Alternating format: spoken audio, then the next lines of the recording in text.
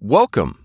Today we're going to learn how to install your Brother MFC-L5717DW on a wired network. This video will cover multiple models and operating systems. Even though your machine may not match the model on the screen, the overall process will be the same.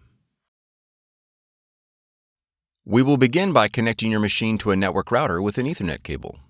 Verify that your machine is powered on. Now that your machine is connected, you'll need to add the printer in the operating system.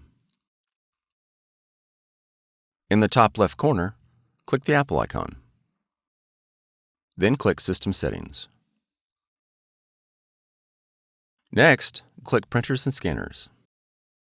Click the Add Printer, Scanner, or Fax button located below the printers list. Your machine should now display in the Add Printers window. Select your Brother machine from the list. Then click Add. If your machine is not found, it is most likely due to an error in device discovery protocols. You'll need to reboot your computer and the Brother machine and attempt device discovery again. Once added, your Brother machine is ready to print.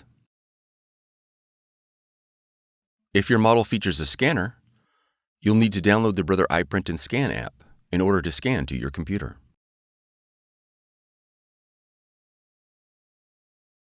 From the Finder, navigate to Applications, and then App Store. In the search box, type Brother iPrint&Scan. Then press Enter.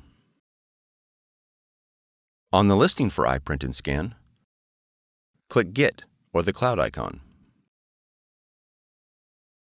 After the download is complete, click Open. Review the privacy policy and click OK to continue. Then click Select your machine. Verify the connection is set to network. Select your model, and then click OK. Click OK again. All the functions your machine supports will be displayed in the iPrint&Scan window. You are now ready to scan and print.